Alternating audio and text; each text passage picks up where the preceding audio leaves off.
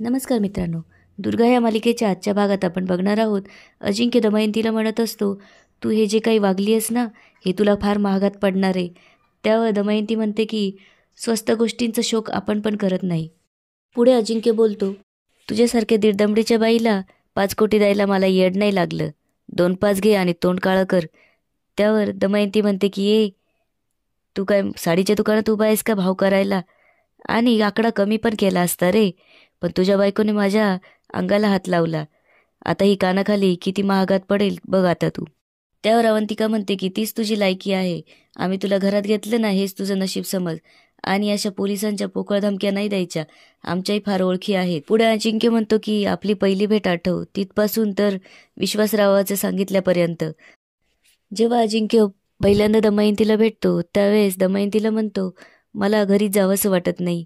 तुम्ही आणि तुमचं राजकारण घाला चुल्यात. तुम्हाला अशी साथ देशील ना यापुढे पण." अजिंक्य पुढे म्हणतो की निदान आपलं प्रेम आठवून तरी ह्या गोष्टी संपव. कशाला कडू वळणावर संपवते. त्यावर दमयंती म्हणते की नातं? कुठलं नातं? कसलं नातं? अजिंक्यराव, देऊ का तुम्हाला अजून एक झटका? ती पुढे बोलू लागते की माझं तुझ्यावर कधीच प्रेम नव्हतं. त्यावर अवंतिका म्हणते, "काय? म्हणजे इतक्या दिवस तू यांच्याबरोबर प्रेमाचं खोटं नाटक करत होतीस?" त्यावर दमयंती म्हणते, "करेक्ट. पैशासाठी करावं लागतं. अजिंक्य मोहितेला त्याच्या बायकोपासून लांब ठेवायचं आणि स्वतःच्या प्रेमात अडकवायचं, हेच तर काम दिलं होतं मला." त्यावर अजिंक्य म्हणतो, "म्हणजे तू कधीच प्रेम केलं नाही माझ्यावर?" त्यावर दमयंती म्हणते की अरे, तुझ्यासारख्या माणसांना खेळवत ठेवणं हेच माझं काम आहे आणि त्यासाठी तुझ्या घरातल्या एकाने मला सांगितलं होतं. त्यावर अवंतिका म्हणते, "आमच्या घरातलं? कोण?" त्यावर दमयंती म्हणते, "आता ते नाव सांगण्याचे आणखी 5 कोटी रुपये द्यावे लागतील." पुढे दमयंती म्हणते की मला माझे 5 कोटी रुपये द्या, नाहीतर मी पोलिसात जाईल. त्यावर अजिंक्य म्हणतो की जा, जिकडे जायचं तिकडे जा. पोलिसात जा, नाही तर एखाद्या मंत्र्याकडे जा.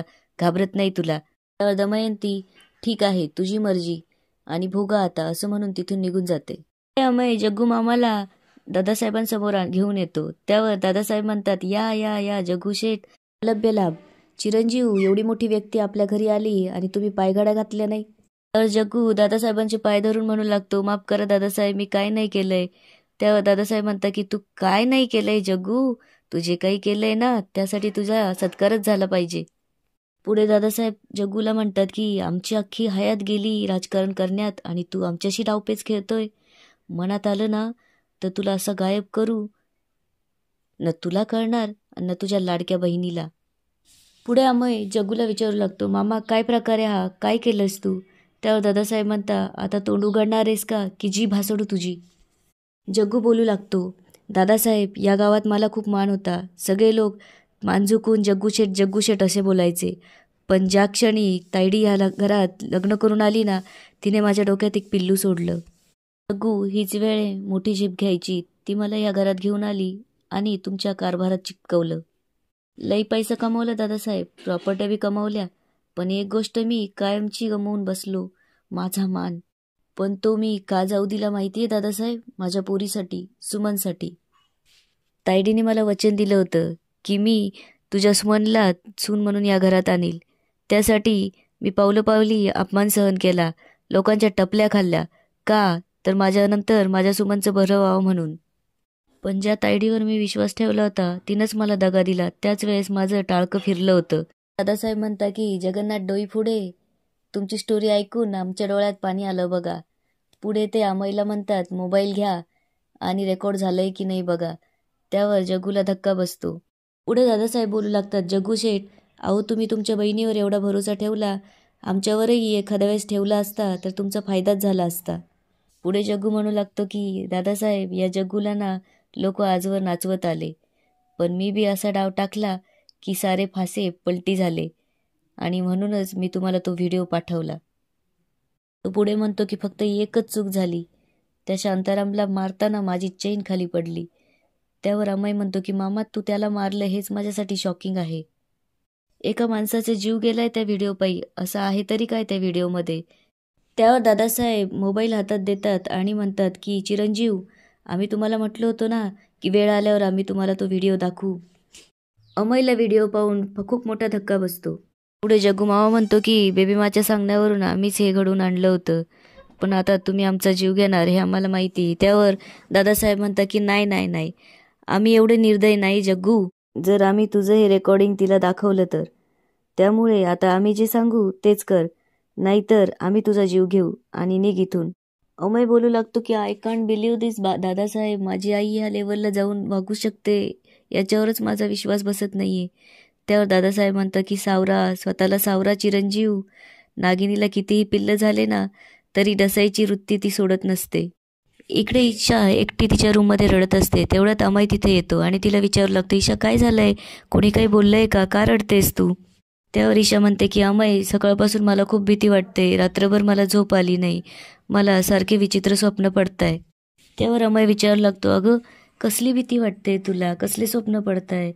त्यावर ईशा बोलू लागते की तू मला सांगितलं होतं ना आपल्या कोठारात त्या माणसाचा जीव गेला आणि आपल्याच घरातल्या माणसाने त्याचा जीव घेतला कारण त्यांच्याकडे पॉवर आहे म्हणून.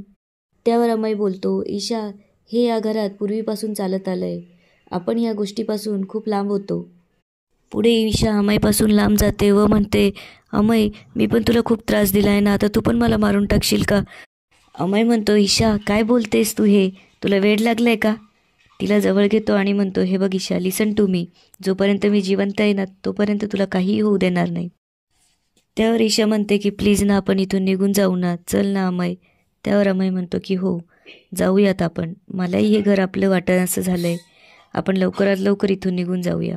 इकडे अभिषेक दुर्गाचा हातात घेऊन म्हणतो, दुर्गा तू किती आघात सहन केलेस पण तरीही हारली नाही.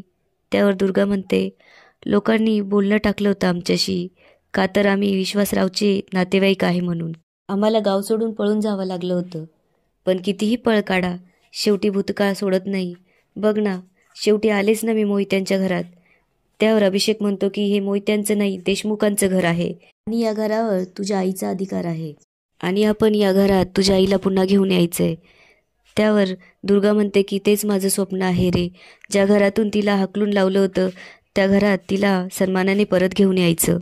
त्यावर अभिषेक म्हणतो, आणि तुझं हे स्वप्न आपण लवकरच पूर्ण करणार आहोत, आय प्रॉमिस यू.